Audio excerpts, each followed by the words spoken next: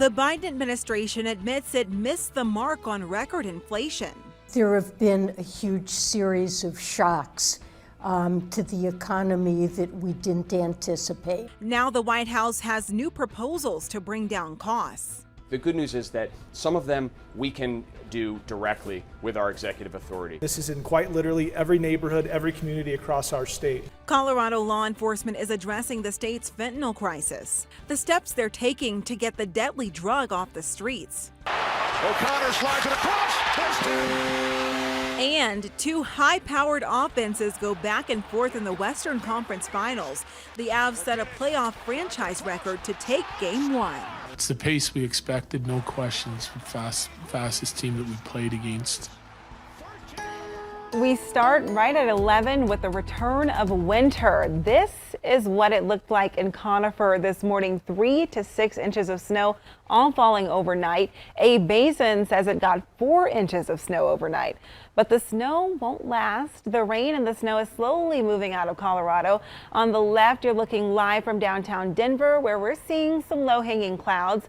And on the right is I-70, just west of Vail. The sun already out there, looking good out there too. Katie LaSalle joining us now. And Katie, once the skies clear, we could see those temps climb. Yeah, we'll be back to around 60 degrees this afternoon, but a good dose of wet weather for us here across the Front Range and Plains. We are starting to dry out here in Denver. You will find some damp roadways, but the shower activity has ended. Further off to the west, still picking up light snow over higher terrain. A live look from Rocky Mountain National Park. Jessica said it, around 3 to 6 inches in places into the foothills near Conifer, Evergreen, and Genesee. That equates to around an inch of moisture, and we are seeing some rain still moving east out toward the border near Ray. Now your futurecast showing will stand under a mostly cloudy sky through the mid-morning hours. Then later on this afternoon and evening, a high of around 60 degrees. Tomorrow we'll wake up to temperatures in the 40s and a nice warm up in store for our Thursday. More on your extended forecast still to come. Katie, thank you. Loveland police say they took nearly 90 fentanyl pills off the streets by recently arresting a man who had a warrant. This is just another example of efforts to stop fentanyl from circulating through Colorado. Denver 7's Colette Bordelon joins us now live. And Colette, law enforcement are taking steps to get this drug off the streets. That's right. And an announcement that just wrapped up from the state troopers. Their biggest message: now is the time to act. State troopers said at that press conference that already this year, seizures of fentanyl are only increasing.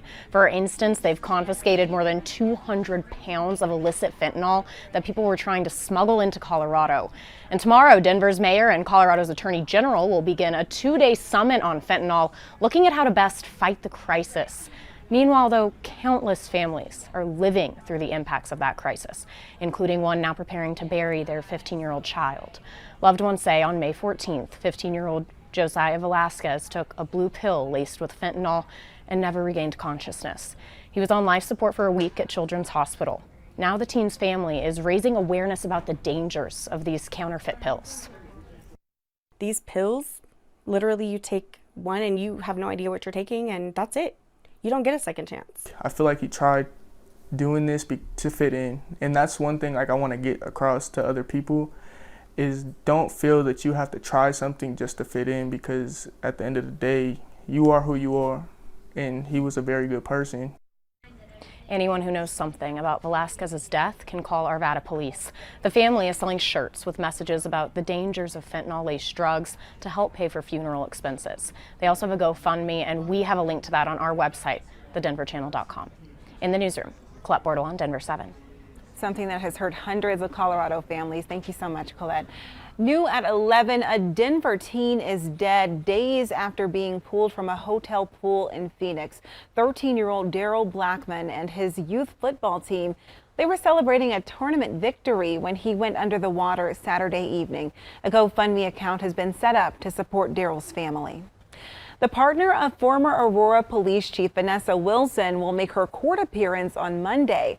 Robin Nasita is accused of making a false child abuse report about City Council member Danielle Jurinsky. Jurinsky believes it was retaliation for comments that she made about the former chief.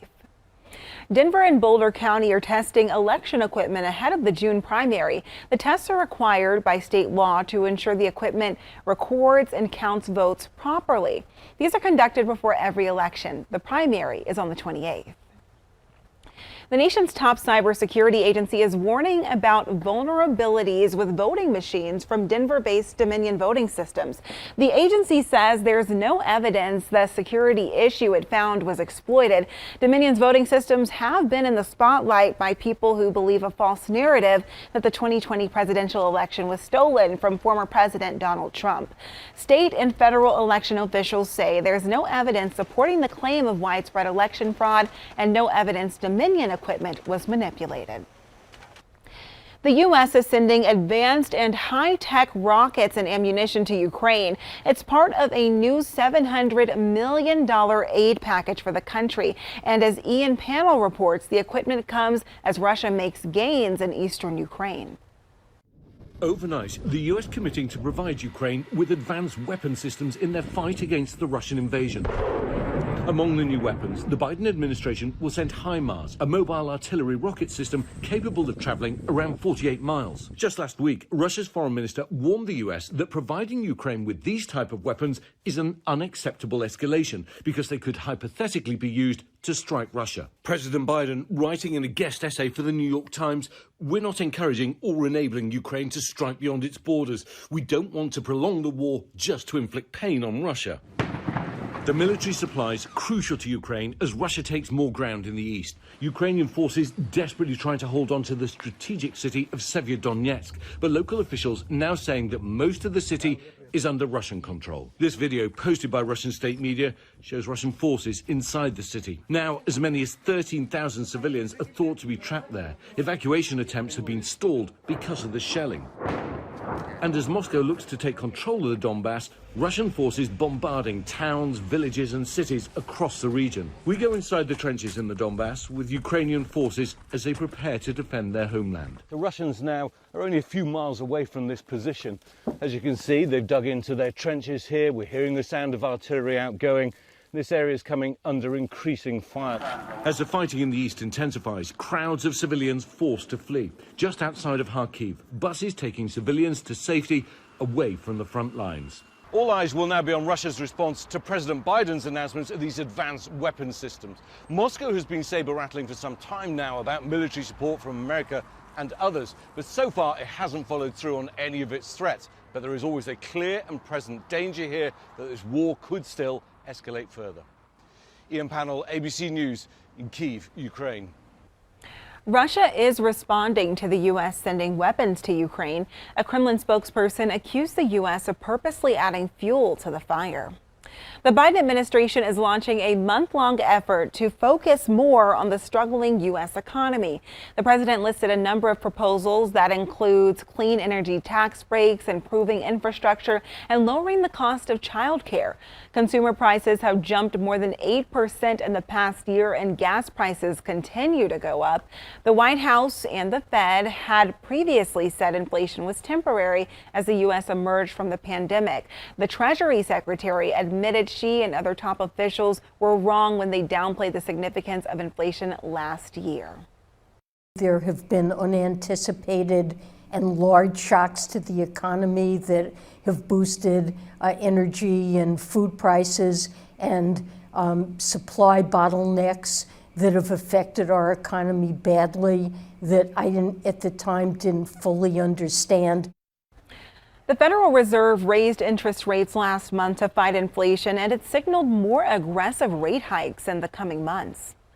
We're getting a better idea of what Americans think of the economy. A Gallup poll shows nearly 50% of Americans see the U.S. economy as poor. Only 14% say it's excellent or good.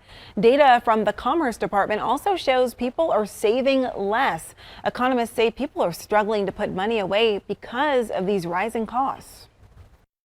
The pass across, score! Comfort! Here comes McKinnon moving in, he scores! Slides it across, shot, score! Goal after goal after goal, and those are just a few of them that the Avs hit last night in the crazy game against the Edmonton Oilers. The Avs and Oilers combined for 14 goals. The Avs finally outslugged Edmonton 8-6. They took the first game of the series.